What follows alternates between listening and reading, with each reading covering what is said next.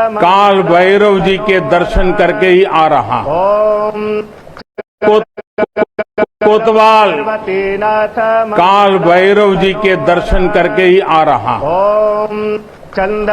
देशवासियों के लिए उनका आशीर्वाद लेकर आ रहा हूं। लक्ष्मी तिष्ठति सर्वदा। काशी में कुछ भी खास हो, कुछ भी नया हो, तो सबसे पहले उनसे पूछना आवश्यक है। गोदावरी सरस्वती नर्मदे सिंधु। मैं काशी के कोतवाल के चरणों में भी प्रणाम करता हूँ। ओम सुजात ज्योति गंगा तरंग रमणीय घटा कलापम अग्नि विश्वरूप गौरी निरंतर विभूषित वाम भागम समर्पयामि। नारायण प्रिय मनंग मदापहारम वाराणसी पुरपतिम भज विश्वनाथ। तथा लोकान कल्पयन् नैवेद्यं निवेदयामि। हम बाबा विश्वनाथ दरबार से ओम चंद्रमा देश दुनिया के उन श्रद्धालु जनन के प्रणाम करत है जो अपने अपने स्थान से इस महायज्ञ के साक्षी बनत होन। हम आप सब काशीवासी लोगन के प्रणाम करत है जिनके सहयोग से इस शुभ घड़ी आयल है। तेरे नाम कर हृदय गदगद है, सब कुछ तेरा मन आह्लादित है। आप सब लोगन के बहुत बहुत बधाई है।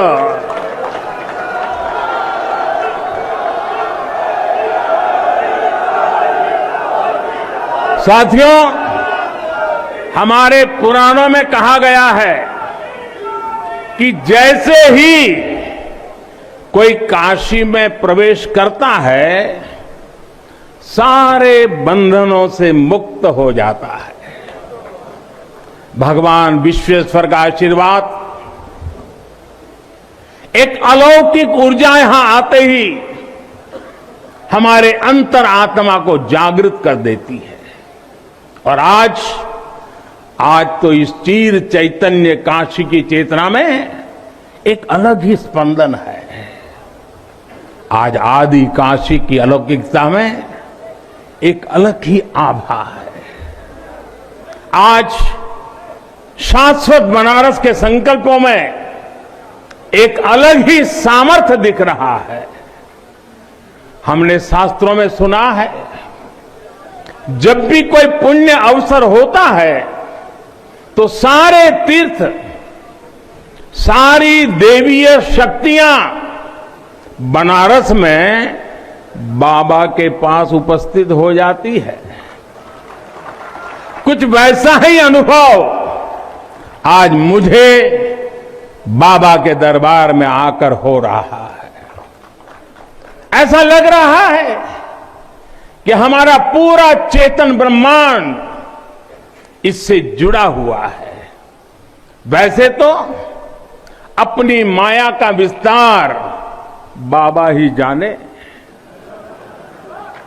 लेकिन जहां तक हमारी मानवीय दृष्टि जाती है, विश्वनाथ धाम के इस पवित्र आयोजन के इसे समय पर इस समय पूरा विश्व जुड़ा हुआ है।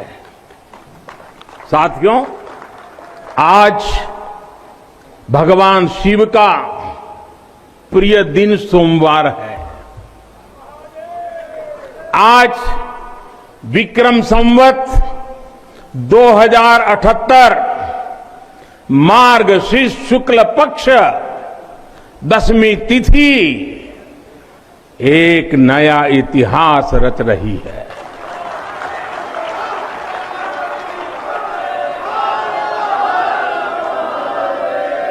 और हमारा सौभाग्य है कि हम इस तिथि के साक्षी बन रहे हैं।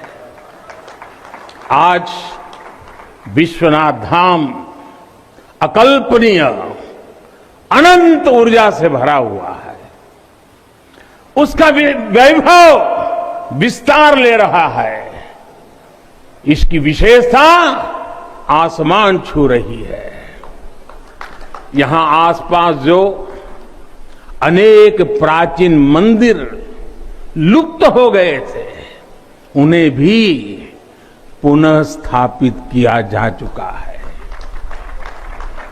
बाबा अपने भक्तों की सदियों की सेवा से प्रसन्न हुए हैं, इसलिए उन्होंने आज के दिन का हमें आशीर्वाद दिया है। विश्वनाथ धाम का ये पूरा नया परिसर एक भव्य भवन भर नहीं है, ये प्रतीक है हमारे भारत की सनातन संस्कृति का। ये प्रतीक है हमारी आध्यात्मिक आत्मा का। ये प्रतीक है भारत की प्राचीनता का, परंपराओं का, भारत की ऊर्जा का, गतिशीलता का। आप यहां जब आएंगे तो केवल आस्था के ही दर्शन होंगे ऐसा नहीं है, आपको यहां अपने अतीत के गौरव का एहसास भी होगा। कैसे प्राचीनता और नवीनता एक साथ सजीव हो रही है, कैसे पुरातन की प्रेरणाएं भविष्य को दिशा दे रही हैं, इसके साक्षात दर्शन विश्वनाथ धाम परिसर में हम कर रहे हैं। साथियों, जो मां गंगा उत्तर वाहिनी होकर बाबा के पांव पखारने काशी आती है, वो मां गंगा भी आज बहुत प्रसन्न होगी। अब जब हम भगवान विश्वनाथ के चरणों में प्रणाम करेंगे, ध्यान लगाएंगे, तो मां गंगा को स्पर्श। कभी कभी एक नया लुक देखकर सर घूम सकता है। जब ऋषिका लहराते हुए पार्लर में आई, उसके दोस्तों को लगा एक जोर का झटका।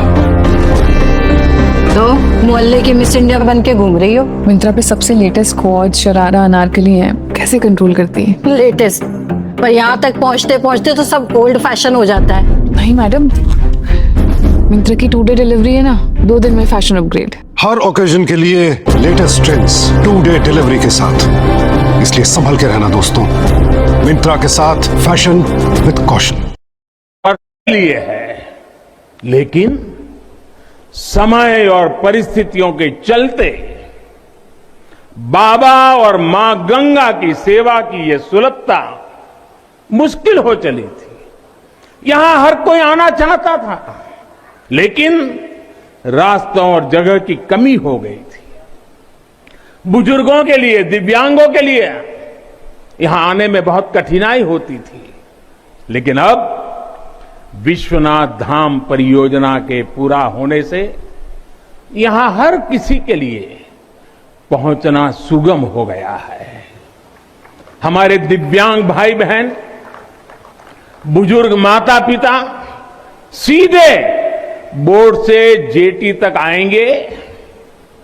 जेटी से घाट तक आने के लिए भी एस्केलेटर लगाए गए हैं, वहां से सीधे मंदिर तक आ सकेंगे। संकरे रास्तों की वजह से दर्शन के लिए जो घाटों का घंटों तक का इंतजार करना पड़ा था, जो परेशानी होती थी, वो भी अब कम होगी।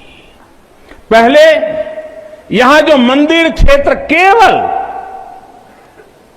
केवल 3000 वर्ग फीट में था, वो अब करीब करीब 5 लाख वर्ग फीट का हो गया।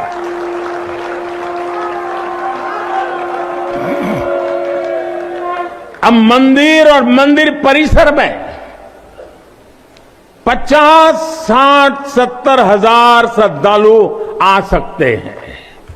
यानी पहले मां गंगा का दर्शन स्नान और वहां से सीधे विश्वनाथ धाम, यही तो है हर हर महादेव। साथियों, जब मैं बनारस आया था तो एक विश्वास लेकर आया था। विश्वास अपने से ज्यादा बनारस के लोगों पर था, आप पर था। आज हिसाब किताब का समय नहीं है, लेकिन मुझे याद है तब कुछ ऐसे लोग भी थे जो बनारस के लोगों पर संदेह करते थे। कैसे होगा ही नहीं, यहां तो ऐसे ही चलता है, ये मोदी जी जैसे बहुत आके गए। मुझे आश्चर्य होता था कि बनारस के लिए ऐसी ही धारणाएं बना ली गई थी, ऐसे तर्क दिए जाने लगे थे। ये जड़ता बनारस की नहीं थी, हो भी नहीं सकती थी। थोड़ी बहुत राजनीति थी, थोड़ा बहुत कुछ लोगों का निजी स्वार्थ, इसलिए बनारस पर आरोप लगाए जा रहे थे। लेकिन काशी तो काशी है।